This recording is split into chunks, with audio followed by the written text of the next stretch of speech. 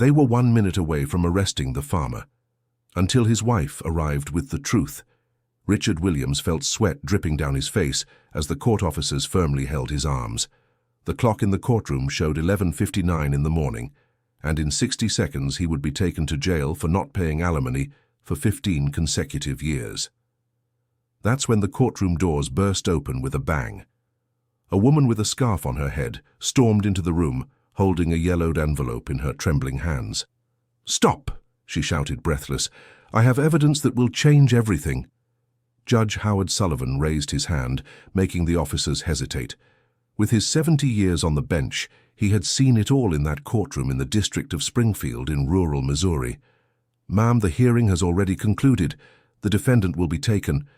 "Please," interrupted the woman, approaching the bench. "Judge Sullivan, you've known me for over 20 years. I'm Catherine Williams, and I need to speak before it's too late." The name echoed through the courtroom like thunder. Richard widened his eyes, feeling his legs tremble. There was Catherine, his first wife, the one who had disappeared 2 decades ago without a trace. "Catherine," murmured the farmer, incredulous. "But how? You vanished." "I thought that I had passed away, right?" she completed, removing the scarf from her head and revealing well-kept grey hair. "Well, my husband, I am very much alive, and I have something important to tell everyone here." Prosecutor Jennifer Parker, a woman in her early 30s, quickly consulted her papers. "Your Honor, according to our records, Mr. Richard divorced Mrs. Catherine in 1998 and remarried Christine Williams in 1999. The alimony in question pertains specifically to this first marriage." "That's exactly the problem," said Catherine, shaking the envelope. "That divorce never actually happened." A murmur spread through the small courtroom. Richard felt the world spinning around him. "What do you mean it never happened?" asked the judge, adjusting his glasses. "Because the person who signed the divorce papers wasn't me. It was my twin sister, Christine, the same Christine who is there at the back of the room collecting alimony." All eyes turned to a woman sitting in the last row. She stood up slowly, and the resemblance to Catherine was striking. Even with small differences in haircuts and dressing styles, it was impossible to deny they were identical twins. "This is absurd," exclaimed Christine, walking toward the front. "Catherine is lying to save this man from jail." "Lying?" retorted Catherine, opening the envelope. "Then explain this." She pulled out a time-yellowed marriage certificate and other documents. "This is our original marriage certificate, Richard, the real one. And here are copies of the signatures my sister forged in the divorce proceedings. Just look at how she tried to imitate my handwriting." The court clerk Walter, a man in his mid-50s who had worked at the courthouse for decades, took the documents and examined them with a magnifying glass. "There are indeed significant discrepancies in the signature," he confirmed. "The pen pressure is different and some strokes don't match the original marriage documents." Richard looked from one sister to the other, completely lost. "Folks, I don't understand any of this. Catherine, you disappeared, vanished from my life without any explanation. Christine came to me, said you two had fought, that you had left for New York and asked her to take care of me." "And you believed that?" asked Catherine with tears in her eyes. "I believed it because she knew intimate things about us. She knew where we kept our savings, knew all the neighbors, knew all your habits." "Of course I knew," sighed Catherine. "We're identical twins. We've shared everything since we were little." Christine remained silent, her face red and her hands trembling. "Christine," called the judge, "do you have anything to say about these accusations?" Dear listener, if you're enjoying the story, please take a moment to like and especially subscribe to the channel. It really helps us who are just starting out. Now continuing, the woman lowered her head and after long seconds murmured, "It's true. Everything Catherine is saying is true." The silence that followed was deafening. Richard broke free from the officers, who had already relaxed their guard, and walked over to Christine. "Why?" he asked, his voice choked. "Why did you do this to me?" "Because I was dying," answered Catherine before her sister could speak. "Or at least, that's what I thought." She approached her husband, pulling another paper from the envelope. This is a medical exam from 20 years ago. The doctors said I had a serious heart condition and only had a few months left. I didn't want you to suffer watching me waste away, Richard. So you ran away? I asked Christine to take my place temporarily, just until I passed. The idea was that after a few months, she would tell you I had died in New York, far from you. That way you would keep good memories of me. Christine finally raised her eyes, which were filled with tears. But I fell in love with him, Catherine. At first it was just an act, but as the months passed, I truly fell in love with Richard. And I, who didn't suspect a thing, murmured the farmer. You're physically identical. How could I have known? There were small differences, admitted Catherine. Christine was always more affectionate, more attentive. You must have noticed that that she had changed after my departure. I did notice, confirmed Richard. I thought it was because you had matured, that you had realized the value of our marriage. Actually, continued Christine, when the doctors made a mistake in the diagnosis and Catherine found out she wasn't going to die. What do you mean, a mistake? Interrupted the judge. Catherine showed more recent exams. 3 years after running away, I had new tests done in New York. I found out it had been a medical error. What I had was a condition controllable with medication, nothing serious. And why didn't you come back immediately? Questioned Richard. Because when I came back here to tell you, you had already been living as husband and wife for 3 years. I saw you together in the square, laughing, happy. Christine was pregnant.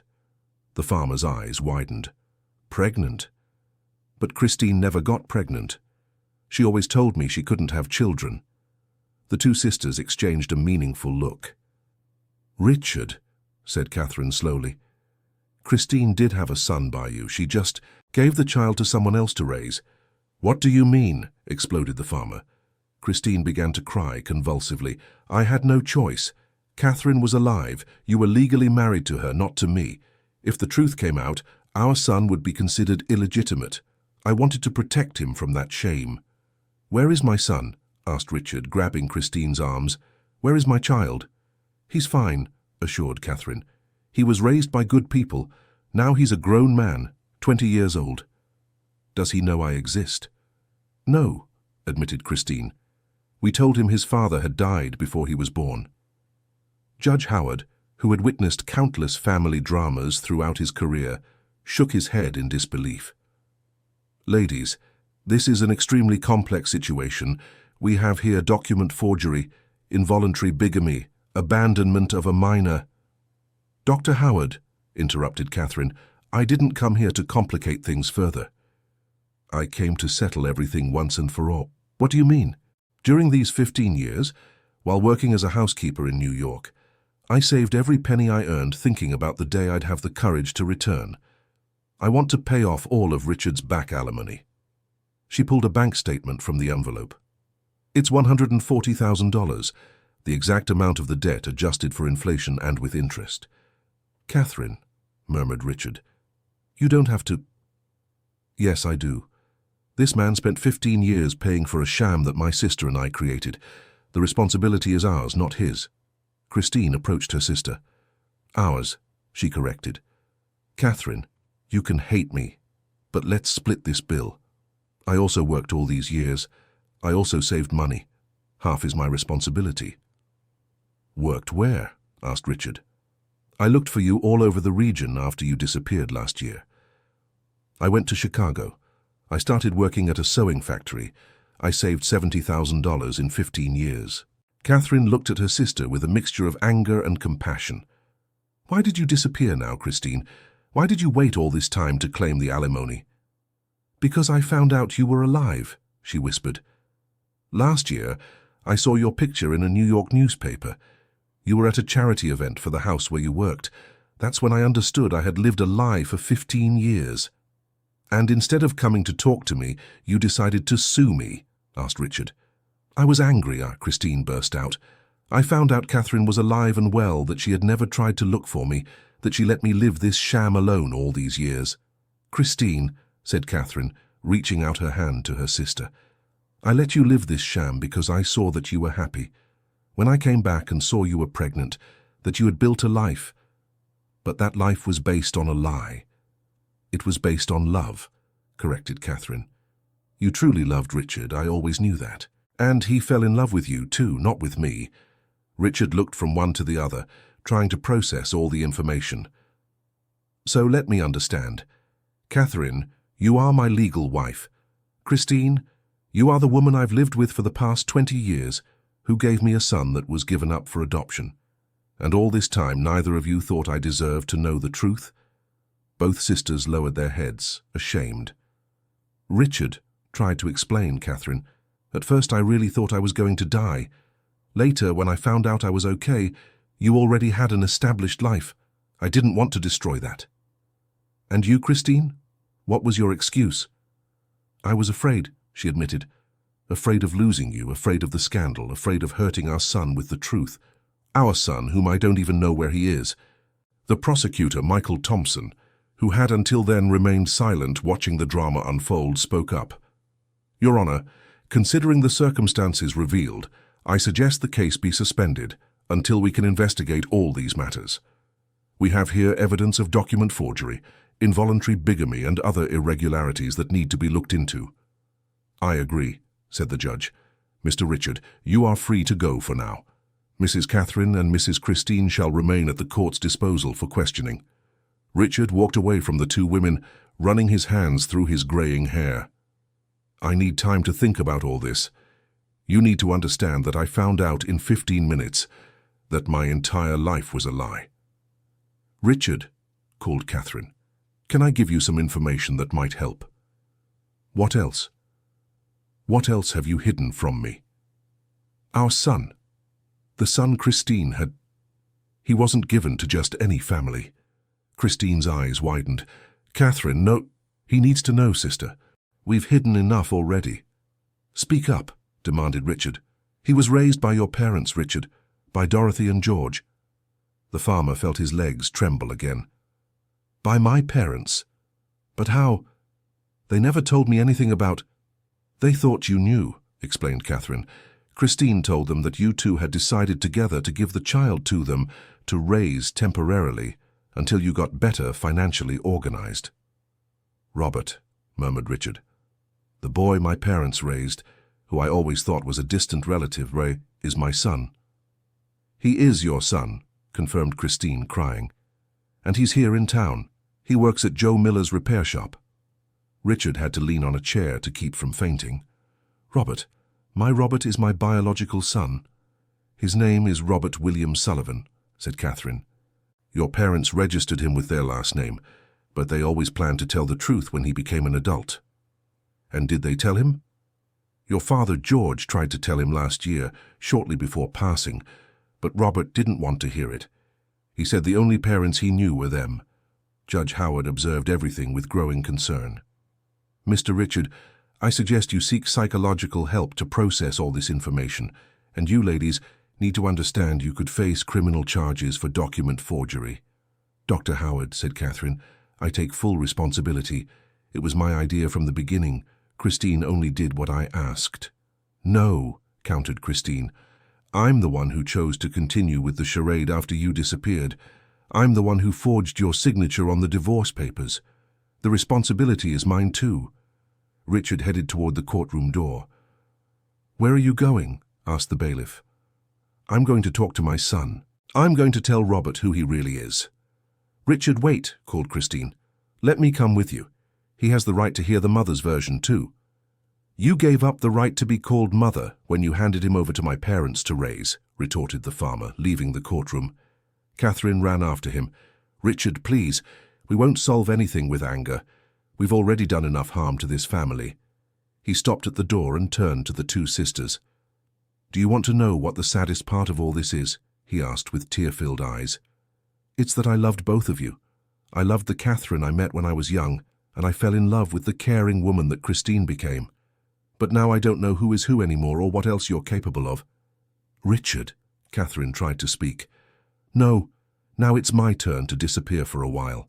I need to think. I need to talk to Robert. I need to understand what's real in my life. He descended the courthouse steps and walked toward the center of town, leaving the two sisters standing at the door. Christine turned to Catherine. "Now we've lost him for good." "Maybe that's what we deserve," sighed Catherine. "We did so many things wrong. Do you think Robert will want to know the truth?" "There's only one way to find out." The two walked together for the first time in 20 years, following the path Richard had taken. Joe Miller's repair shop was 3 blocks from the courthouse. It was a simple place where cars and tractors from the area were fixed. Robert was under a pickup truck when he heard footsteps approaching. "Hey, Joe, did the engine part come in?" he shouted without coming out from under the vehicle. "Robert," called a voice he didn't recognize. The young man slid out and found Richard standing at the entrance of the shop. Behind him, at a respectful distance, were 2 women he didn't know. "Mr. Richard," greeted Robert, wiping his hands on a rag. "Is everything all right? Did something happen at your farm?"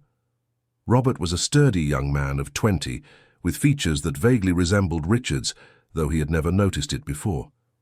He had the same brown eyes and the same chin shape. "Robert, I need to talk to you about something very important." "Of course, go ahead." "Not here. It's a conversation that needs to be private." The young man looked curiously at the 2 women accompanying Richard. "Are they coming along?" "They are part of the conversation," replied Richard. "Robert, do you remember what your father George tried to tell you last year before he passed?" The young man's expression closed off immediately. "Oh, no, not that crazy story. Mr. Williams, with all due respect, but my father was sick, confused about things." "He wasn't confused about anything, Robert. I am your biological father." Robert let out a nervous laugh. "What kind of joke is this?" "It's not a joke. These 2 women here are your biological mother and my ex-wife." Catherine approached timidly. "Robert, I know this is very confusing, but—" "Stop it!" the young man exploded. "What is this story? Have you all gone crazy?" Christine stepped forward. "Son, I know it's hard to believe, but—" "I am not your son," shouted Robert. "My parents were George and Dorothy Williams Sullivan. They raised me, loved me, gave me everything I needed. I won't accept you coming here making up stories." "Robert," Richard tried to calm him, "no one is taking away from your adoptive parents' merits. They were excellent parents to you. But the truth is, you are my son with Christine here." "Lies!" The young man went into the workshop and returned with some papers. "Here is my birth certificate. Father, George Williams Sullivan. Mother, Dorothy Rose Sullivan. There. No discussion." Catherine sighed. "Robert, that certificate is fake. Your grandparents registered you as their son to protect you and your mother at the time." "What protection?" "Protection from what?" "It's a long and complicated story," said Richard. "Your mother and I weren't legally married when you were born. Actually, the situation was much more complex than that." "I don't want to hear it." Robert covered his ears. "You're trying to destroy my parents' memory." Christine approached him with tears in her eyes. "Robert, I carried you in my womb for 9 months. I held you in my arms the day you were born. You had a moon-shaped birthmark on your left leg." The young man stopped shouting and looked at her, frightened. "How do you know that?" "Because I was there when you came into the world. I am your mother, son." Robert lifted his pant leg and revealed exactly the mark Christine had described. That doesn't prove anything. Lots of people could have seen that mark." "Robert," called Richard, "look at me. Look closely at my face. Don't you see the resemblance?" The young man observed the farmer carefully for the first time. The brown eyes, the chin shape, even the way he gestured when speaking.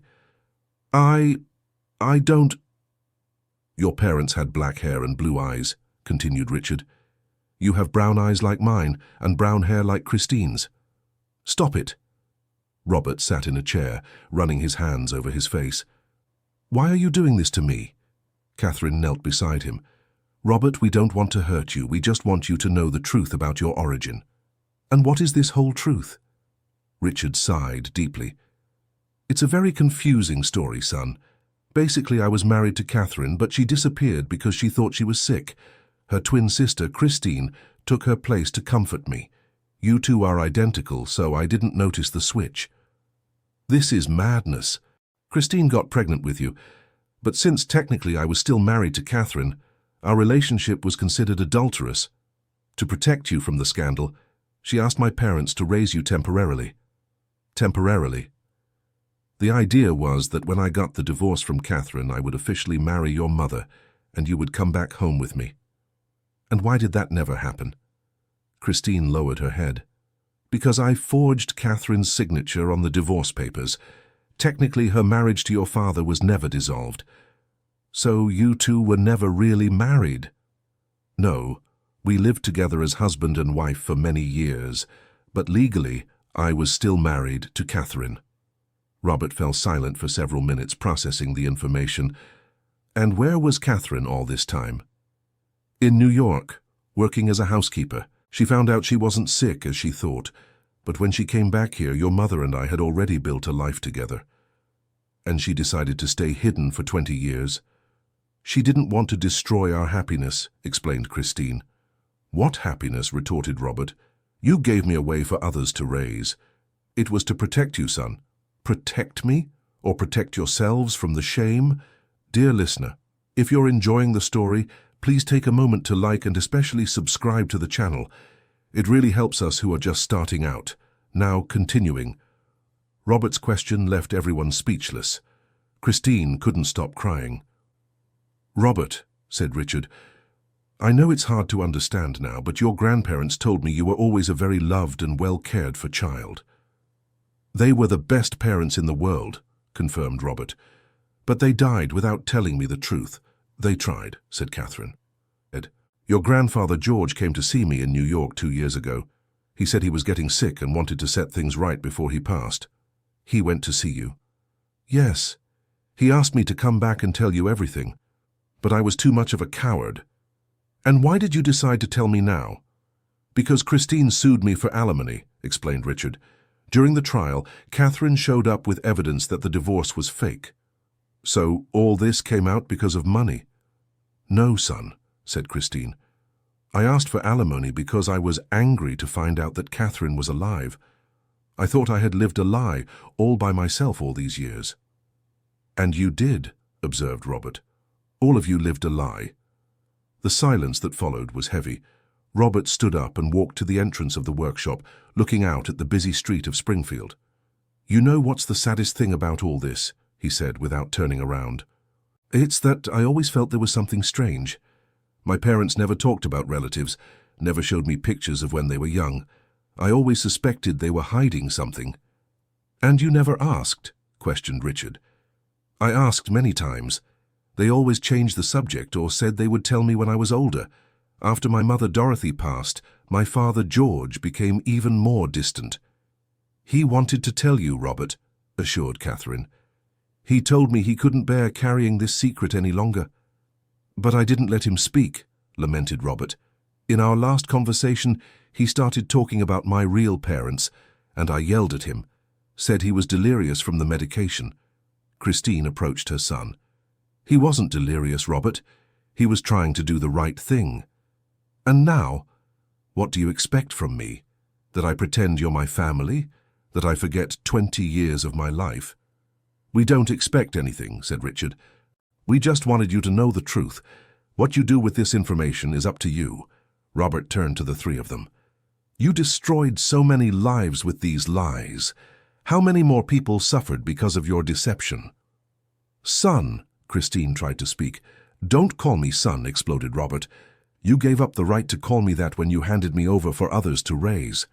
And you, he pointed to Richard, also gave up when you chose to believe the charade instead of investigating the truth. Robert, I didn't know. You didn't know. A grown man doesn't realize he's living with a different woman. Please. They're identical twins. Identical in looks, but with different personalities. You yourself admitted you noticed changes in her behavior, but you preferred to accept the most convenient explanation instead of questioning it. Richard lowered his head, acknowledging Robert was right. And you, Catherine, the young man continued, spent 20 years hiding instead of facing the situation. How many chances did you have to come forward and settle all this? Many, she admitted. I was a coward. And in the end, who paid the price for your cowardice? Me. I was raised by people who weren't my parents, deprived of knowing my real family, deprived of having a true identity." "Your grandparents loved you like a son," Christine defended. "I know they did, and I loved them too. But that doesn't justify the lie. It doesn't justify having lived a whole life based on a fraud." Joe Miller, the shop owner, arrived at that moment and noticed the tense atmosphere. "Robert, did something happen?" "I found out my whole life has been a lie, Joe." "How so?" "These are my real parents. At least that's what they're saying." Joe looked at Richard, Catherine, and Christine curiously. "Really? And do you believe it?" "The evidence is convincing," Robert sighed. "But I don't know if I want to accept it." "Robert," said Joe, "can I give you my 2 cents?" "Go ahead. Your grandparents, George and Dorothy, were wonderful people. They raised you with so much love and dedication. No one can take that away from you." "I know that. But maybe it's time to learn your full story. Not to replace the love you had for your grandparents, but to understand where you came from." Robert looked at his boss gratefully. "Joe, can I leave early today? I need to think about all this." "Of course. In fact, take a few days if you need. This situation won't be settled in one afternoon." Robert nodded and turned to the 3 adults. "Look, I don't know what you expect from me, but I'm going to need time to process all this." "How much time do you want?" asked Richard. "I don't know. Maybe weeks, maybe months. 20 years of lies can't be undone in one day." "We understand," said Catherine. "Understand?" Robert said mockingly. "Do you really understand?" "Because I don't understand how 3 grown adults thought this whole charade was a good idea. At the time, every decision seemed to make sense," Christine tried to explain. "Seemed to you. But no one thought about how it would affect the child being raised on a lie." The young man grabbed his backpack and headed to the door. "Robert, where are you going?" asked Richard. "Home, to the house where I was raised by my real parents. Yes, real, because they were the ones who were there for me my whole life." "Son," Christine tried to call. "Stop calling me son. You lost that right 20 years ago." Robert walked quickly out of the shop. The 3 stood still, not knowing what to do. "I guess we didn't expect such a harsh reaction," murmured Catherine. "What did you expect?" asked Joe, who had overheard part of the conversation. "That he'd be happy to find out he'd been deceived his whole life?" "We did everything with his best interest in mind," Christine defended. "His best interest or yours?" questioned the mechanic. "Because from what I gather, you created a complicated situation and chose the easiest way out, hiding the truth." Richard sighed deeply. "Joe is right. We were cowardly and selfish." "And now?" asked Catherine. "Now we'll have to face the consequences," replied Richard. "Robert is right to be angry. We destroyed his trust in family, in truth, in everything." "But will he ever accept us?" asked Christine. "That will depend on us," said Richard. "If we can prove we've changed, that we've learned from our mistakes." "How?" "By being honest from now on. No more lies, no more secrets." The 3 left the workshop and walked silently through the streets of Springfield. The small town was already buzzing about what had happened in court. "Richard," said Catherine, "can I ask you something?" "Go ahead." "Can you forgive me?" The farmer stopped walking and looked at her. "Catherine, I don't even know what I feel anymore. I'm confused, hurt, disappointed, but I also understand you were trying to protect me."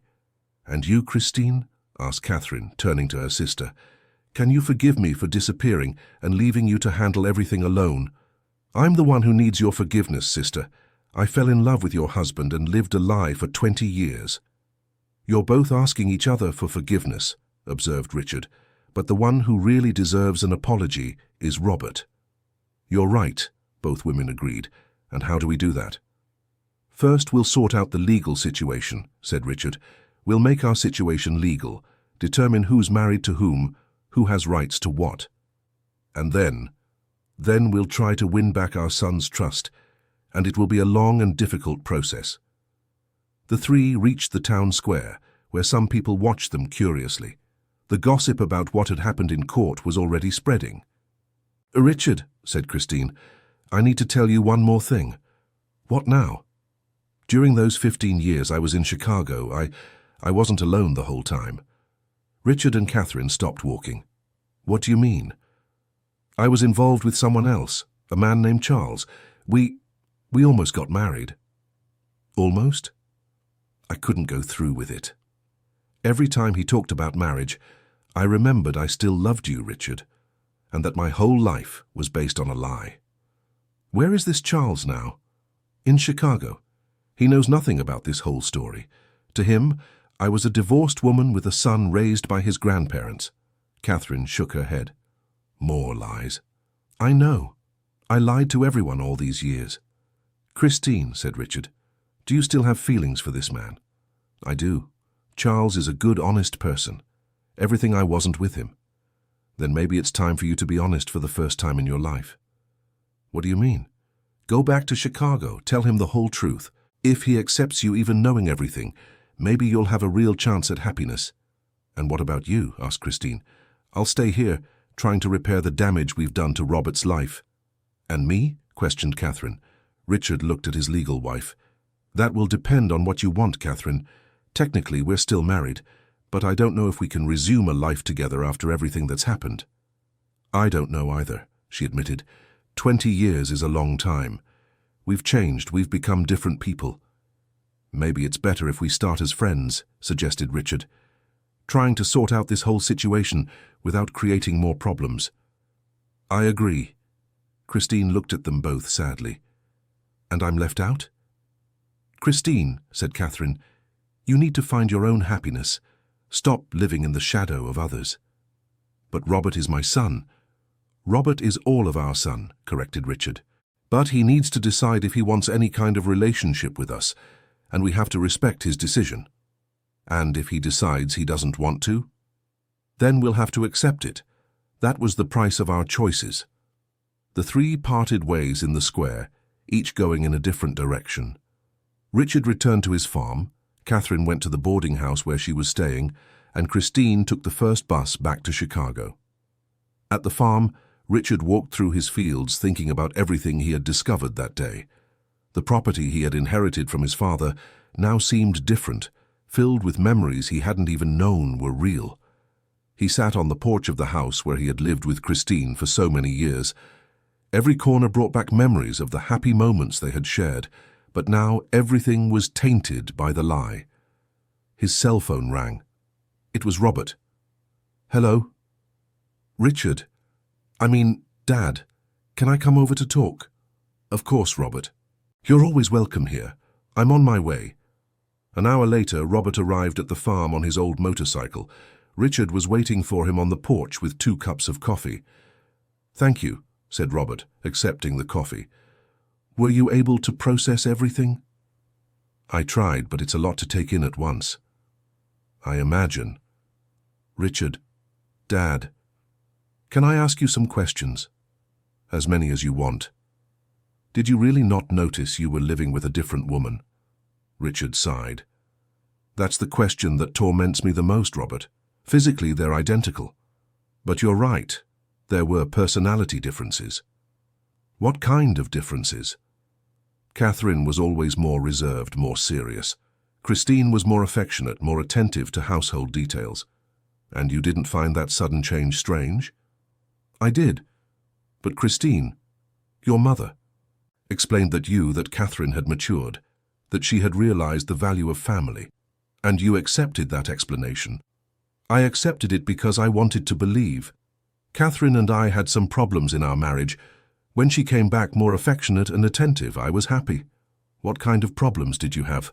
Catherine was very closed off. She didn't show affection easily. I felt rejected sometimes. And with Christine, it was different. Completely.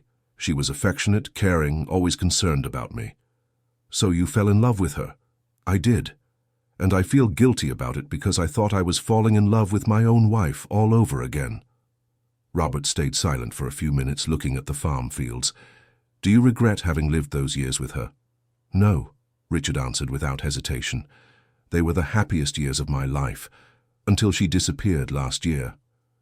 Why did she disappear? According to her, because she found out Catherine was alive. She got angry and decided to sue me. But why didn't she come talk to you first? That's a question only she can answer. Robert stood up, and walked to the fence that marked the property boundary. "Richard, can I tell you something?" "Of course." I always felt like something was missing in my life. My grandparents were wonderful, but there was a void I couldn't explain. What kind of void? I don't know. A feeling that I didn't completely belong to that family, that there was something about me that didn't fit. And now that you know the truth, now I understand where that feeling came from, but that doesn't make the situation any less painful. Richard approached his son. "Robert, I know I did many things wrong, but I want you to know that I love you. I always have, even without knowing you were my son." "What do you mean?" "You were always special to me. When my parents started taking care of you, I felt a connection I couldn't explain. I thought it was because you were my adoptive nephew. You used to visit me?" "I did. Every week. Don't you remember?" Robert's eyes widened. "Wait, your Uncle Richard who always brought gifts and played with me in the backyard? That's me. My God, I always admired you.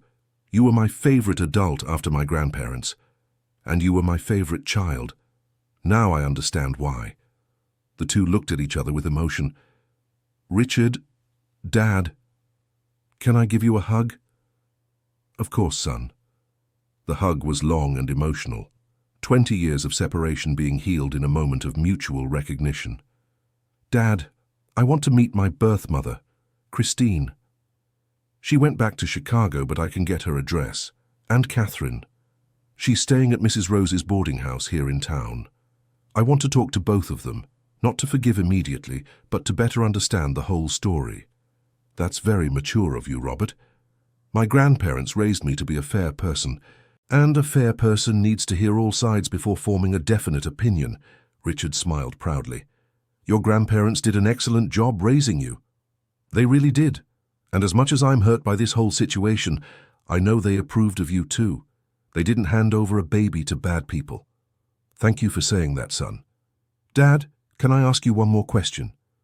"As many as you want." "What do you feel for Catherine now?" "I don't know. It's very confusing. She was my first love, but the woman I truly loved was Christine, only I thought they were the same person. And now that you know they're different people, now I know my heart is divided. I love the memory of young Catherine, but I fell in love with Christine's personality. That's complicated.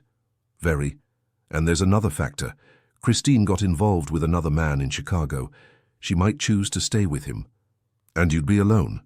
Robert, I spent my whole life thinking I knew love. Today I discovered I know nothing about relationships, about truth, about myself. Maybe it's time for me to learn to live alone first. Dad, can I stay here today? I want to learn more about my true story." "Your home is here, son. It always has been."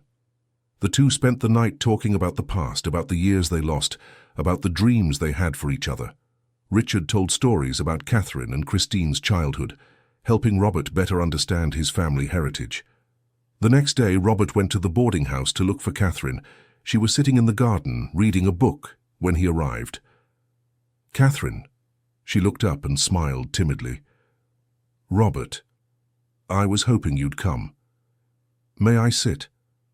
"Of course. I want to hear your version of the story, from the beginning." Catherine closed the book and told everything in detail. The wrong diagnosis, the decision to disappear, the discovery that she wasn't sick, the return to find Richard with Christine. "Why didn't you fight for him?" asked Robert. "Because I saw they were happy together. And later I found out Christine was pregnant with you. And you weren't jealous?" "I was very jealous. But I also felt relief." "Relief?" "Richard always wanted children. I had trouble getting pregnant. Seeing that he was going to be a father, even if not with me, made me happy for him." "But you could have shown up and told the truth." "I could have. But I was a coward. I preferred to run away rather than face the situation." "And these 20 years in New York, how were they?" "Difficult. I worked as a housemaid, saved money, tried to build a new life, but I always thought about you. About us. About you, about Richard, about Christine. You were my family, even from afar." Robert was surprised by her sincerity. "Catherine, can I call you Aunt?" Aunt. It's just, I can't call you stepmother yet, but Aunt feels right. You're my mother's sister. Catherine smiled with tears in her eyes. I'd love to be your aunt. Aunt Catherine, do you still love my father? I love the Richard I knew 20 years ago, but I don't know if I know the man he became. And do you want to get to know him? I do, but without pressure, without expectations. Maybe as friends first. That's sensible. Robert, can I ask you a question? Go ahead. Can you forgive me for disappearing and letting all this mess happen? Robert thought for a few minutes. Aunt Catherine, I still don't know if I can completely forgive, but I understand your motivations. You were trying to protect everyone, in your own way. Thank you for trying to understand. Now I want to meet my birth mother. Do you have her address in Chicago? I do. But Robert, you need to know that Christine is very remorseful. She loves you very much. How can she love me if she gave me away for others to raise? Because she sacrificed her own happiness to give you a stable family. In her mind, it was what was best for you. And you, what do you think? I think she made the wrong decision for the right reasons. Robert nodded thoughtfully. Aunt Catherine, do you want to go to Chicago with me? I want you two to make peace as well. You would do that? I would. We're family, even if a bit strange, and families should try to work things out. Catherine hugged her nephew emotionally. Thank you, Robert. Thank you for giving me a chance. Dear listener, if you're enjoying the story, please take a moment to like and especially subscribe to the channel. It really helps us who are just starting out. Now continuing. The next day, Robert and Catherine traveled to Chicago. The address they had was in a simple neighborhood on the outskirts of the city. Christine lived in a small but well-kept house. When she opened the door and saw the two standing on the doorstep, Christine couldn't hold back her tears. Robert, Catherine, you came. Mother, said Robert, using the word she so desperately wanted to hear for the first time. May I come in? Of course, please come in. The house was simple but cozy. There were photos of Robert as a child scattered around the living room, photos she had secretly obtained over the years. You kept photos of me? Asked Robert, surprised. I kept everyone I could get. Your grandmother Dorothy always sent them to me when you were little. She knew I was your birth mother. Grandma knew. She knew. She never judged me. She always said she understood why I had made that decision. Robert looked at the photos with emotion. There was his entire childhood, documented by the silent love of a mother who had given up the right to raise him. Mother, I want to hear your version of the whole story. Christine told everything. The arrangement with Catherine, the pregnancy, the decision to give Robert to his grandparents, the years of longing and regret. Why did you never try to get me back? Because I saw that you were happy with your grandparents, and later because I was afraid to tell the truth and destroy your happiness. And when you disappeared last year, that was when I found out Catherine was alive. I was angry, confused. I thought she had let me live a lie alone all these years. But have you two talked now? We have, said Catherine, and we understand that we both made mistakes, but out of love. Robert, said Christine, there's someone I want you to meet. Who? Charles, the man I've been with here. What did you tell him about me? I told him I had a son, raised by my in-laws, because my ex-husband wouldn't accept the child. Another lie. I know, and I want to tell him the truth. With you here if you want. Where is he? At work, but he'll be home in a few hours. Mother, I want to meet him. And I want you to be honest with him. I will be. I promise. The following 3 hours were intense. Robert saw the house where Christine had lived for 15 years, heard stories about how she always thought of him, saw the letters she wrote but never sent. When Charles arrived, he found the house full of visitors. He was a tall, gentle man in his 50s with kind eyes. Charles, said Christine nervously, these are two very important people to me. This is my twin sister, Catherine, and this is my son, Robert. Very pleased to meet you, greeted Charles. Christine talked a lot about you all over the years. Charles, said Christine, taking a deep breath, I need to tell you some things I never told you before. What happened? My entire life, for the last 20 years, was based on a lie, and you deserve to know the truth. Christine told the whole story to Charles, from the switch with Catherine to the discovery in court. He listened to everything in silence, processing the information. So you were never really divorced? He asked at the end. No. Technically, I was living in adultery for 20 years. And Robert wasn't raised by your in-laws because his father rejected him, but because of your decision to protect him. Exactly. Charles looked at Robert. And you? How are you handling all this? I'm trying to understand and forgive, replied Robert. It's not easy to find out your whole life was based on a lie. I imagine not. Charles turned to Christine. Why did you decide to tell me this now? Because I love you, Charles, and true love deserves the truth.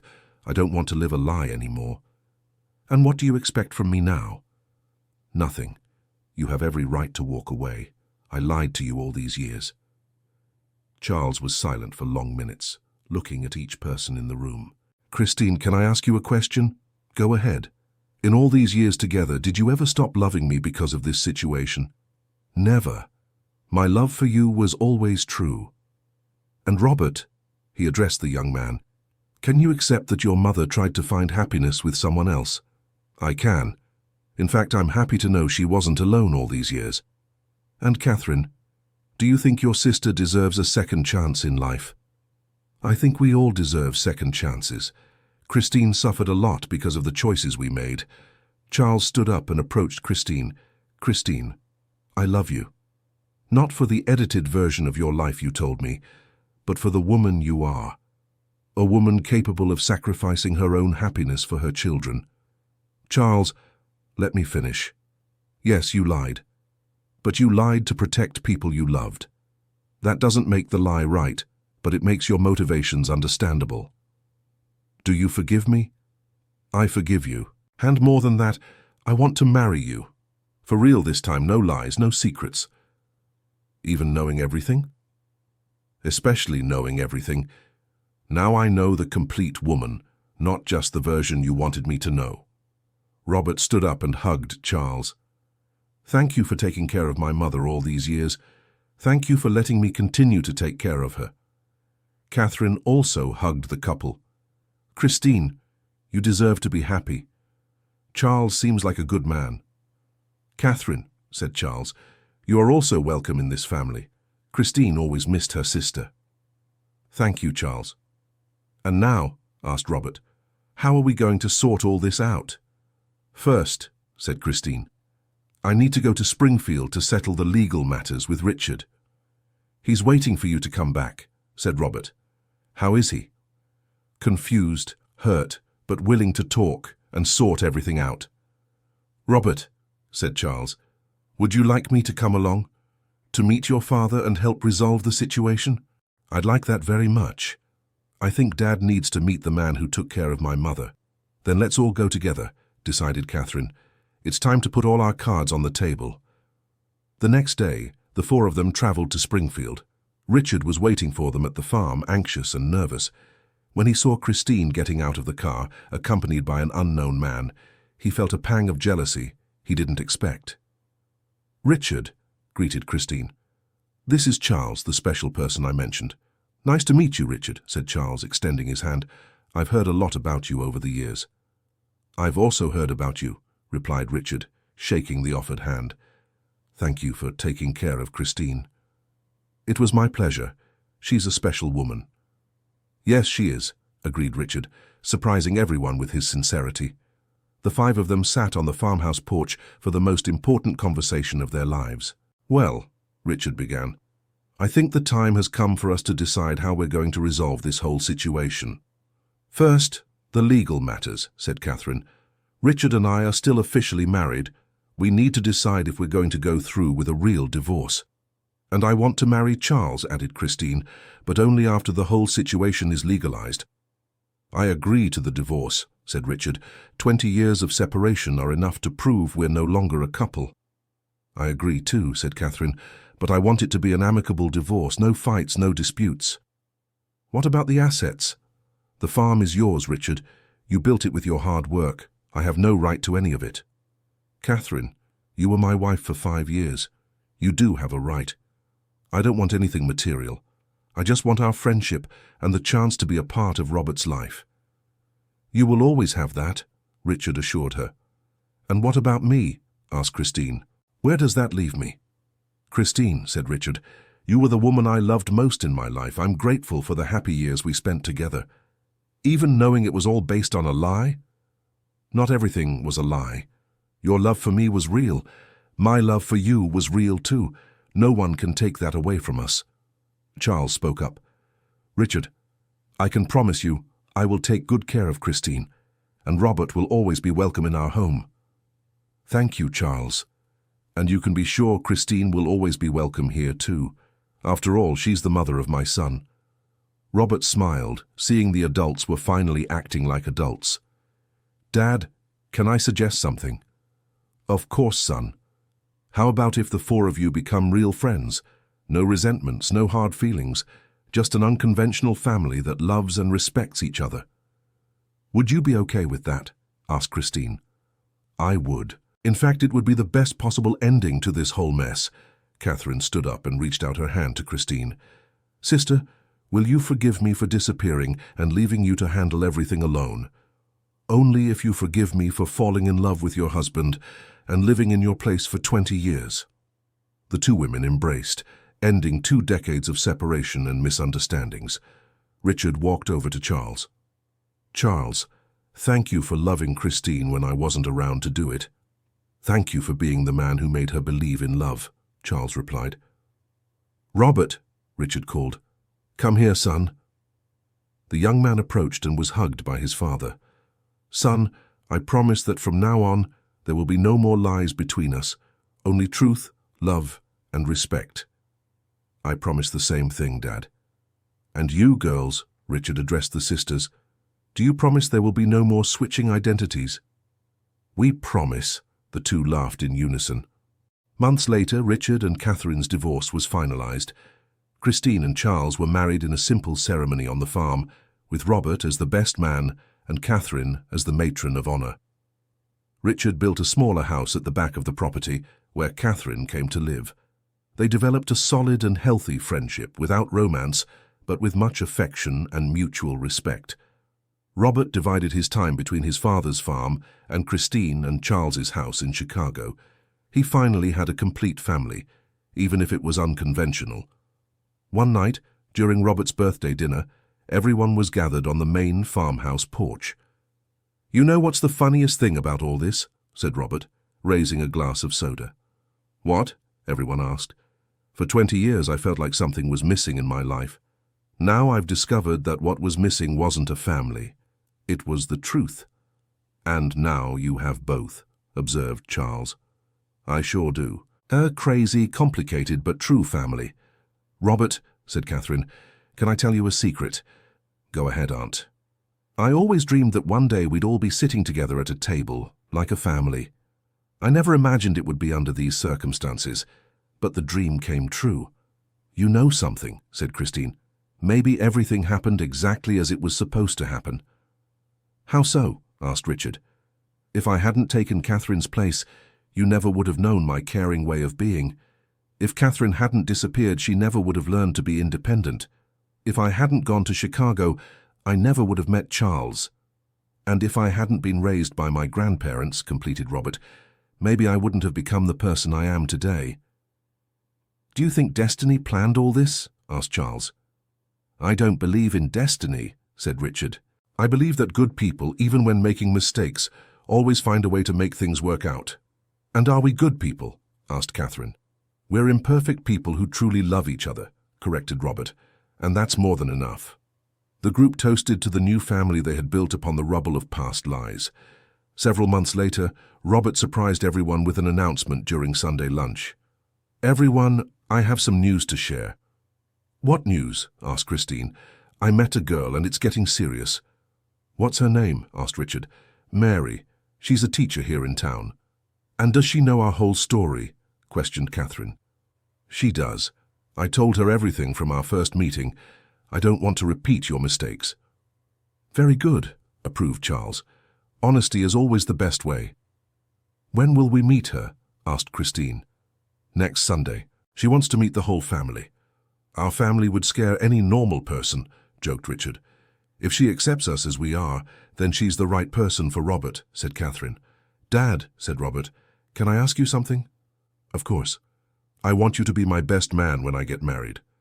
It would be an honor, son. And I want Mom and Charles to be the witnesses too. And me, asked Catherine. You'll be the special godmother, the aunt who helped the whole family reunite. 1 year later, Robert married Mary in a beautiful ceremony at the farm. The bride was welcomed with open arms by the unconventional family, who won her over with the genuine love they shared. During the party, Richard pulled Catherine aside to dance to a slow song. Do you regret anything? She asked. I regret it taking 20 years to discover the truth. But I don't regret anything that came after. Me neither. Catherine, can I confess something? Go ahead. Today, seeing Robert happy, with a united and true family, I understand it was all worth it. Even all the confusion, all the pain. Especially because of the confusion and pain. That's what taught us to value truth and genuine love.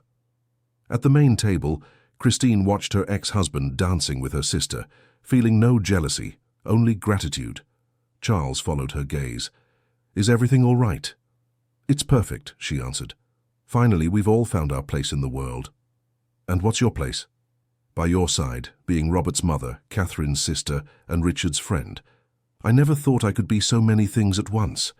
And you're still my favorite wife, joked Charles. I'm your only wife, laughed Christine. But you'd still be my favorite even if I had others. Robert approached his parents' table. Are you two doing all right? We're wonderful, son, answered Christine, just watching how our family has grown.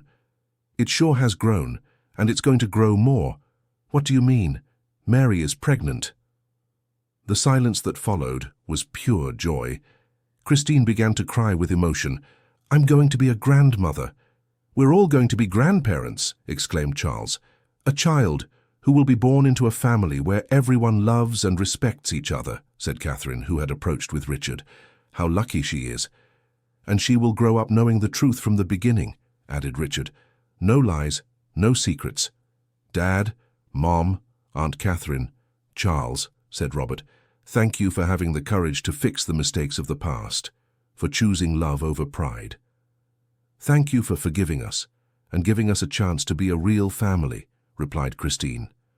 And thank you for teaching us that family isn't just about blood, added Catherine. It's a choice, it's forgiveness, it's daily love.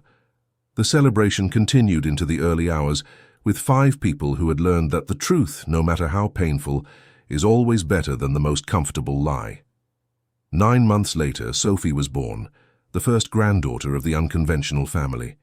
Richard held her in his arms, while Christine, Charles, Catherine, and Robert watched, moved.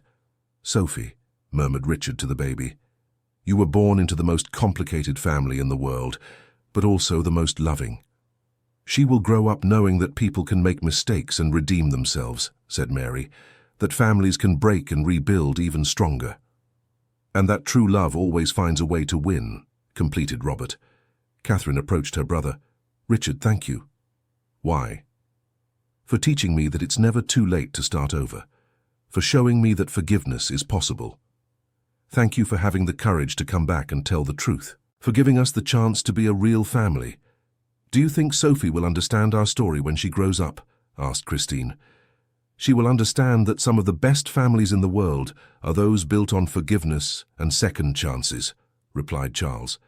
And that the truth, even if it arrives late, is always worth it, added Robert. Aunt Catherine, said Robert, do you have plans for the future? I do. I want to open a small school here in town, teach children to value honesty from an early age. And you will succeed, Aunt. You have so much to teach about new beginnings. 2 years later, Catherine's school was running perfectly. Robert had become the farm manager, developing sustainable farming methods.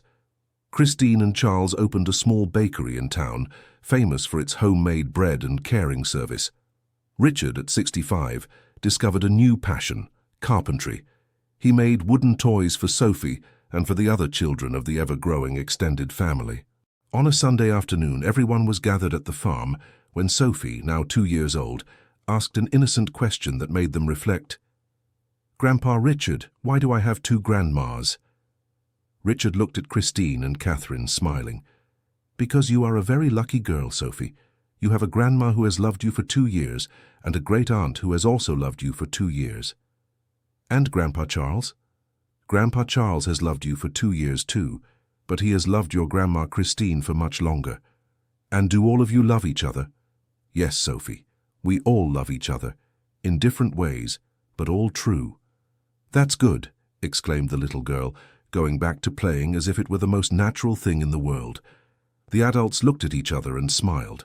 For Sophie, that complex family configuration was simply normal. She was growing up in an environment where love took many different forms, but always remained genuine. "Do you realize?" said Mary. "For her, our family isn't strange. It's just love." "That's what a child should feel," said Catherine, "that she is loved unconditionally by many people." "And that's what we should have felt 20 years ago," observed Robert, "that we were loved, even with all the complications." "Perhaps," said Richard, "we needed all this time to learn how to love properly." "The wait was worth it," concluded Christine. That afternoon, as they watched Sophie play in the farmyard, the 5 adults understood they had achieved something rare, turning a family tragedy into a victory of love over pride, truth over convenience, unity over separation. The story that had begun with lies, secrets, and a near arrest had become a beautiful narrative about second chances, forgiveness, and the infinite capacity of the human heart to love beyond conventions.